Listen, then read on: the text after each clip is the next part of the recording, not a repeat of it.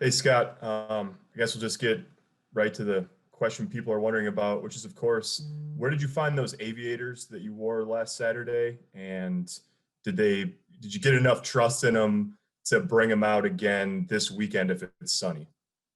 Uh, they weren't mine. I got out on the field. It was really bright out there Saturday, and I don't like wearing sunglasses.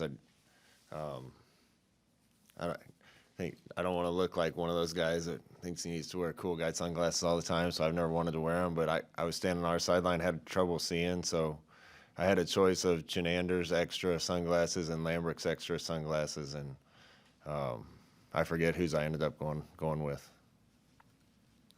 Okay, well, with that out of the way, I suppose I'm also curious about your quarterback situation. What are you willing to tell us about where you're at on that front? Not much. Still believe we have two really good players, and we'll make a decision here. Both guys have been competing for that and practicing to get there, and we'll make a decision. Ryan Christopherson, 24/7. Hey Scott, what's your feeling about the special teams unit so far through the first two games? What are some things that haven't happened that you want to see happen to this point? I think for the most part, I've seen improvement. But you look at that Northwestern game, I told the team this, everything else the way it was without changing some other things that could have been changed in that game. We gave Northwestern two short fields on a kick return and a punt return, and they scored on those two drives. And the way our defense was playing, would have loved to seen them have to try to go 80 yards to score. So we had to get those things fixed. The net punting wasn't very good. In fact, it wasn't good at all. So I've seen improvement there, but we're not there yet, and expect it to be better this week. Is Cerny close to coming back, or could he be available soon? I don't think it'll be soon, but he's working hard to get back out there. Jake Bartecki, KRNU. Hey Scott, with yesterday having been Veterans Day, I wanted to get your input on Damian Jackson and what he kind of means to the team and what guys have learned from him.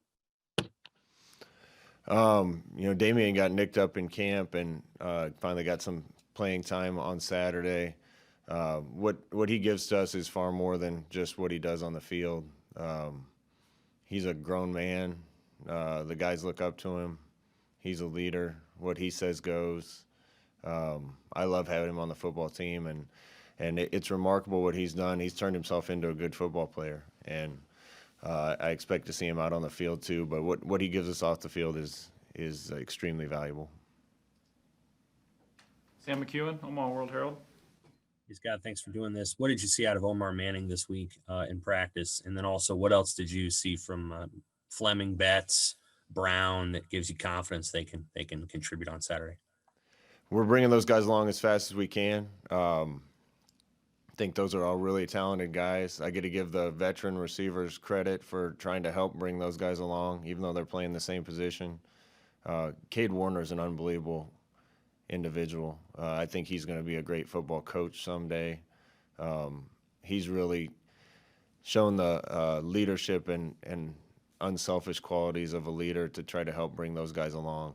We'll keep trying to get those guys improved. Like I said before, they've all missed time because of certain things that have kind of kept them from knowing the entire offense and being able to play. But every week they're learning more, getting better, getting more reps, getting more detail. And we got to keep them all healthy. That's been an issue too. But we'll keep trying to integrate those guys as much as they're ready to. Kevin Suits, 10-11.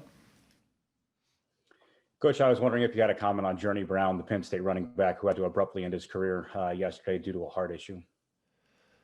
Yeah. You have rivalries with teams and you want to beat other teams, but their players are good kids just like our players, and you want what's best for young men. It's tough. We've had guys that have had to hang things up and guys that got hurt, and you never want to see that happen to any person. Two or three more here. Evan Bland, Omaha World Herald.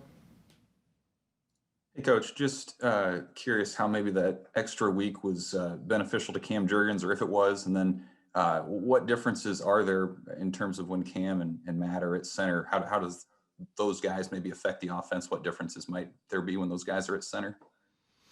They're both really good players, a little different.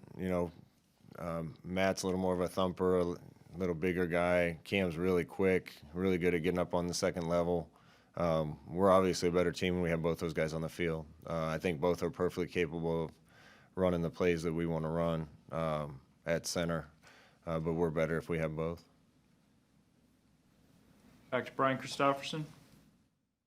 Have you learned more about your running backs after Diedrich? Are there some of those guys you'd like to get more involved?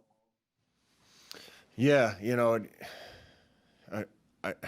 all week our team was frustrated that we didn't get it done on Saturday, and I've been more frustrated than anybody else. But I balance that with just being really excited about the future and what we have in this program right now with young players. We got to keep bringing those guys along, and we're excited to do that. What was your original question? Oh, it was about the running backs, because I know going into the season you're kind of trying to figure out the rotation there a little bit, and if there's somebody beyond Diedrich who's caught your eye, I guess, moving. Running backs, Coach Held does a really good job with those guys, and I've been really impressed with the improvement.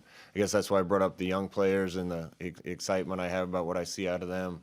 Ramir Johnson's done really good things. Ronald Tompkins was our number 2 going into the first week. He missed a little bit of time for practice, and we kind of got Marvin Scott going. I thought he did really well in his first game. Savion Morrison's still there and trying to recover from just a little bit of an injury. But some of those young guys are going to be special players, and kind of the same thing. We really could have benefited from a preseason and playing some non-conference games. I think by the time we would have got into conference, a lot of these things that we're working through right now would have been worked through already. But I'm excited about those guys, and we're going to keep playing the guys that practice the best that week and give guys a chance. Is Ronald back in the mix this week? Yeah, Ronald's back around and in the mix, and he's done a good job this week. And we'll finish up back to Parker Gabriel. Hey, Scott, we talked quite a bit about your operation in terms of going on the road and all that. Is there anything that's markedly different from previous years now with a home game? Do you still go to the hotel and do all that stuff, or is your process different this year?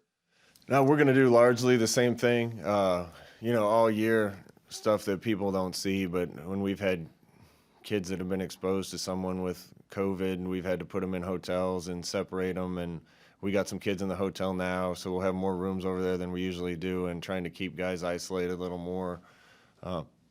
Obviously, there won't be a